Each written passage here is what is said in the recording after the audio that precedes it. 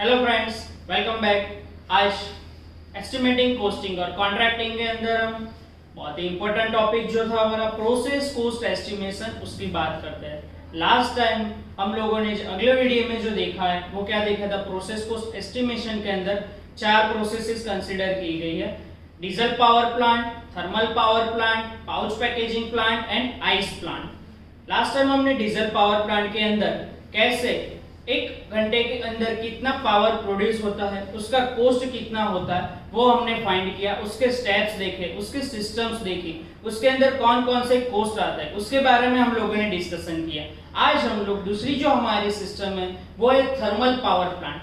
Thermal power plant के बारे में आज हम डिस्कस करेंगे कि थर्मल पावर प्लांट के जरिए हम कैसे हमारा पावर प्रोड्यूस होता है, वो पावर एक दिन के अंदर कितना आता है, एक दिन में पावर प्रोड्यूस होने का खर्च कितना होता है, उसकी कॉस्टिंग कितनी होती है, उसके अंदर कितने लेबर रिक्वायर है, उसके अंदर कितनी मटेरियल रिक्वायर है, कौन से टाइप्स के कॉस्ट उसके अंदर कंसीडर होते हैं, कितने टाइप के सिस्टम्स होती है, उसके बारे में आज हम लोग डिस्कस करेंगे। Thermal power plant, types of cost, types of system and last है कॉस्ट एस्टिमेशन स्टेप्स। इसके अंदर हम दो प्रोसेस के बारे में बात करेंगे, थर्मल पावर प्लांट और पाउच पैकेजिंग प्लांट के बारे में बात करने वाले। आइए तो हम शुरुआत करते हैं थर्मल पावर प्लांट के जरिए। यहाँ हमको एक थर्मल पावर प्लांट का लेआउट दिया गया जिससे जो इलेक्ट्रिसिटी प्रोड्यूस होती है, पावर प्रोड्यूस होता है। थर्मल पावर प्लांट का फंक्शन क्या है वो तो आप जानते ही हो, पता है आप लोगों को। थर्मल पावर प्लांट के जरिए कोल का यूज करके different types of processes, different types of systems का यूज करके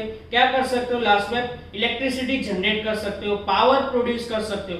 कैसे जो पावर है वो थर्मल पावर प्लांट के अंदर से हमारे घर पे जो इलेक्ट्रिसिटी आती है वो कैसे आती है, थर्मल पावर प्लांट के जरिए वो एक दिन में कितना पावर प्रोड्यूस करता है, इसका कॉस्ट कितना होता है, इसके बारे में आज हम देखने वाले हैं। यहाँ आप लोग देख सकते हो थर्मल पावर प्लांट बताया गया है। अब हम बात करते हैं थर्मल पावर प्लांट के अंदर कौन कौन से कॉस्ट इंक्लूड होते हैं, which types of cost that consider in a thermal power plant.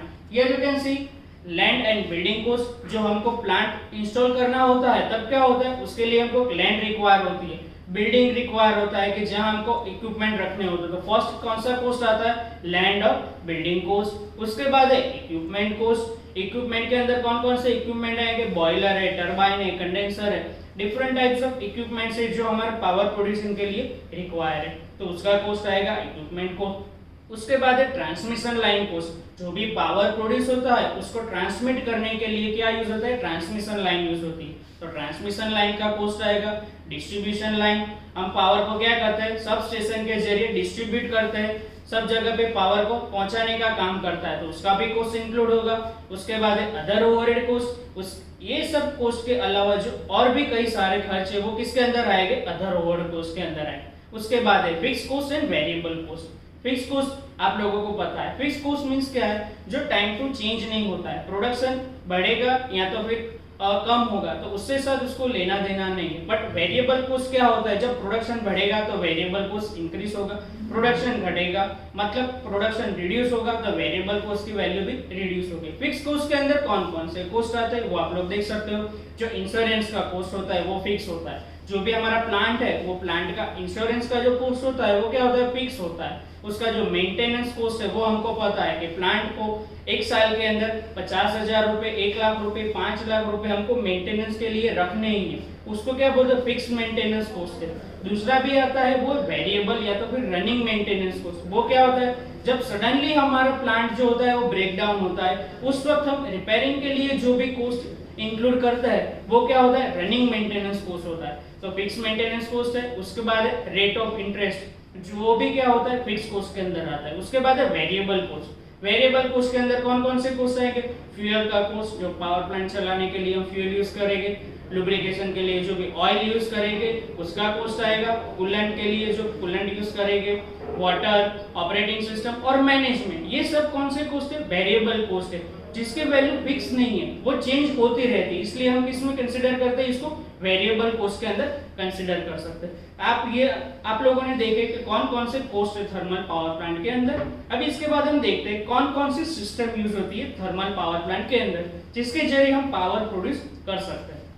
यहाँ फर्स्ट सिस्टम दी गई है fuel preparation and supply system. कैसे फ्यूल सप्लाई होता है, कोल के जरिए कन्वेयर बेल्ट का यूज कर से करके बॉयलर के अंदर कैसे हम फ्यूल पहुंचाते हैं, कैसे वो प्रोड्यूस होता है, उसके बाद है सर्कुलेटिंग वाटर सिस्टम, वाटर को हम रिवर से लेके कैसे हमारे प्लांट तक पहुंचाते हैं, उसके बाद है कूलिंग सिस्टम, जब हीट बढ़ जाती है तो उसको क्या करना पड़ता है, टेम्परेचर मेंटेन करना होता है, इसलिए क्या यूज कर सकते हैं, लुब्रिकेशन सिस्टम है, कूलिंग सिस्टम है, उसका हम इस्तेमाल करते हैं। उसके बाद है मॉनिटरिंग एंड अलार्म सिस्टम, ये बहुत ही बड़ा प्लांट होता है, थर्मल पावर प्लांट आप लोगों ने शायद देखा होगा, वनाकबोरी है वहां पर है थर्मल पावर प्लांट जिसमें से पावर प्रोड्यूस होता है, तो उसके अंदर क्या मॉनिटरिंग अलार्म सिस्टम है, जब कोई फायर का प्रॉब्लम आ जाता है तब अलार्म बजने की वजह से हमको क्या मिलता है, एक सिग्नल मिल जाती है। तो दूसरी सिस्टम कौन से, मॉनिटरिंग और अलार्म में। लास्ट वन है फ्यूल इंजेक्शन सिस्टम।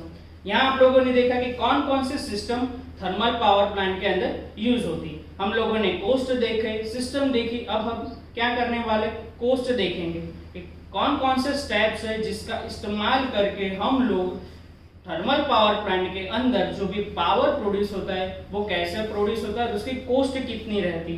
तो यहाँ आप लोगों को दिखाया गया टन बाय टन एक एक कॉस्ट के लिए हम बात करेंगे। एक एक स्टेप के बारे में देखें तो फर्स्ट वन क्या है, investment cost of the plant. कोई भी प्लांट हमको डालना है तो पहले उसके अंदर क्या आएगा, इन्वेस्टमेंट आएगा। इन्वेस्टमेंट तो फर्स्ट क्या है, investment cost of the plant, हमारे प्लांट का इन्वेस्टमेंट कॉस्ट। उसके बाद दूसरा स्टेप दिखाया गया है capital cost of the plant.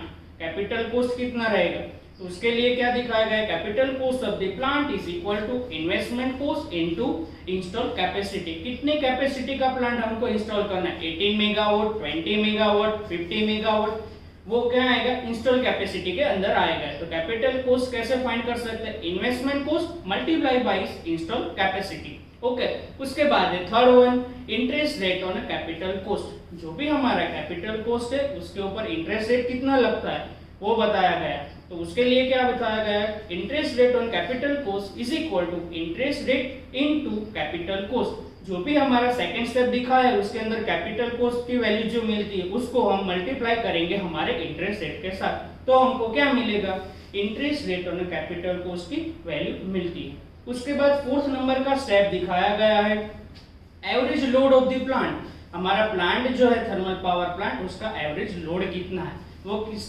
Kilowatt में होता है, वो कैसे फाइंड कर सकते हैं, तो maximum demand into load factor.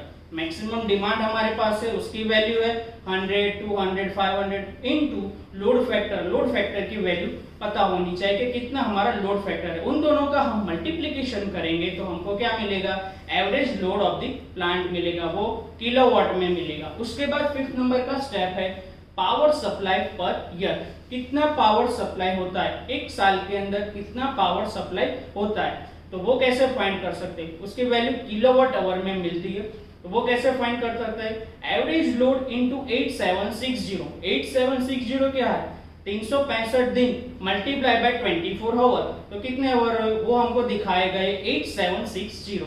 So average load into 8760, उसके जरिए हमको क्या मिलता है, पावर सप्लाई पर ईयर, एक साल के अंदर कितना पावर सप्लाई होता है वो मिलता है। उसके बाद 6 नंबर का स्टेप बताया गया है पर यूनिट इंटरेस्ट कॉस्ट। एक यूनिट का इंटरेस्ट कॉस्ट कैसे फाइंड कर सकते हैं, तो उसके अंदर बताया interest rate on capital cost upon power supply per year. उसके बाद 7 नंबर का स्टेप है टोटल कॉस्ट पर यूनिट। एक यूनिट पावर प्रोड्यूस करने के लिए टोटल कॉस्ट कौन कौन सा है, तो एक है operating cost plus per unit interest cost. उसके जरिए हम क्या फाइंड कर सकते हैं, total cost per unit find कर सकते हैं। तो ये जो आपने स्टेप्स देखे वो कौन से थे, थर्मल पावर प्लांट के अंदर एक यूनिट पावर प्रोडक्ट करने के लिए कितना टोटल कॉस्ट होता है वो हम फाइंड कर सकते हैं।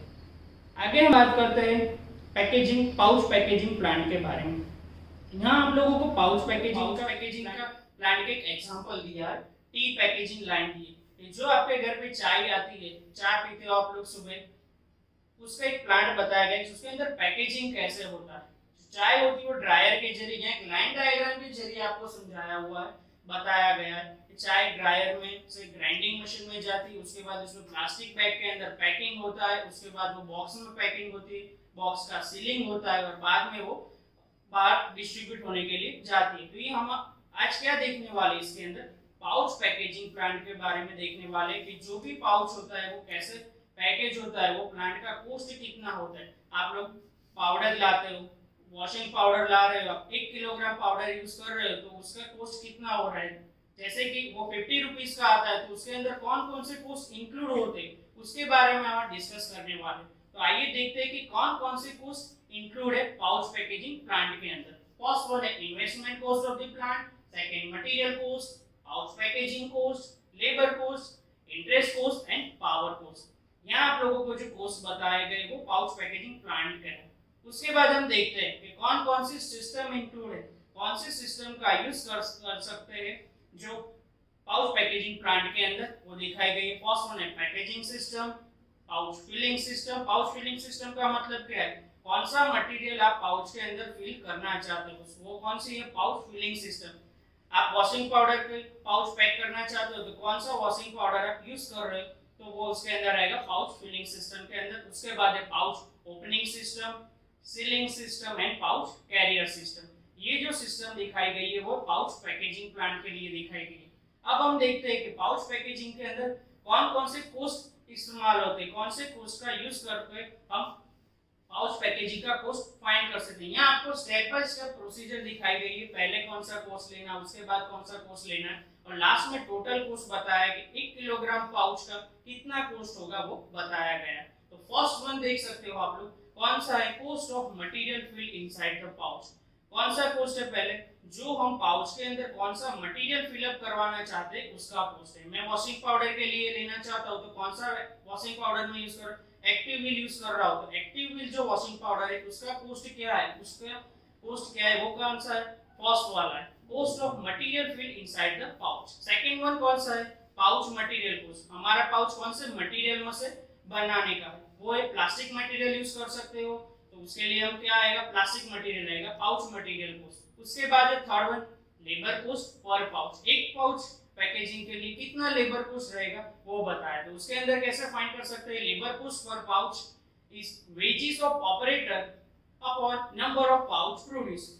ऑपरेटर जो प्रोड्यूस करता है, जो लेबर है वो जो पाउच बनाता है उसका cost divide by number of pouch, कितने पाउच वो प्रोड्यूस करता है, वो दोनों का यूज कर सकते हैं। और हम क्या मिलती है वैल्यू, कौन सी वैल्यू मिलती है, लेबर कॉस्ट पर पाउच। उसके बाद है इंटरेस्ट कॉस्ट पर पाउच, कितना इंटरेस्ट लगता है, कितना डेप्रिसिएशन होता है वो बताया गया है। तो वो कैसे फाइंड कर सकते हैं, interest on investment cost, investment cost के ऊपर कितना इंटरेस्ट लगता है divide by number of pouch produce, कितने पाउच प्रोड्यूस कर सकते हैं। उससे हमको क्या मिलती है, डेप्रिसिएशन की वैल्यू मिलती है एक पाउच के लिए। और लास्ट क्या बताया गया है, total cost of the pouch. Total cost कितनी है, 1 किलोग्राम वॉशिंग पाउडर की, 1 किलोग्राम एक्टिव व्हील पाउडर की। उसके अंदर कौन कौन से कॉस्ट इंक्लूड होते हैं, आप घर पे यूज करते हो आपको पता नहीं है, वो 50 रुपीस ले रहा है तो उसके अंदर कौन कौन से कॉस्ट इंक्लूड है तो वो यहाँ पे दिखाया गया है। टोटल कॉस्ट कैसे फाइंड करते हैं, total cost is equal to material cost, pouch material cost. Material cost means कौन सा मटेरियल आप फिल कर रहे हो उसका कॉस्ट, पाउच के मटेरियल का cost, labour cost, operating cost, और लास्ट वन है पावर कॉस्ट, कितना पावर वो मशीन यूज करते चलाने के लिए यूज करते वो इंक्लूड। इस तरह से हमको पता चलता है कि 1 किलोग्राम पाउडर की जो आप थैली लाते हो, जो पाउच लाते हो, उसका कॉस्ट 50 रुपीस क्यों है, क्योंकि इन सब कॉस्ट को हम समेशन करते हैं, इन सब कॉस्ट को मिला के कितना कॉस्ट बनता है वो हम पाउच पैकेजिंग प्लांट के जरिए जान सकते हैं। ओके स्टूडेंट्स, आज हम लोगों ने इस वीडियो के जरिए दो प्लांट के बारे में समझा, थर्मल पावर प्लांट और अनदर वन है पाउच पैकेजिंग प्लांट। उसके अंदर कैसे कॉस्ट मिलता है, स्टेप बाय स्टेप प्रोसीजर देखिए। आप लोगों ने आज इस वीडियो के जरिए जो भी इंफॉर्मेशन मिली है उसके बारे में यहाँ पे आपको क्वेश्चन दिए गए, आप लिंक के जरिए उसके आंसर दे सकते हो। Thank you.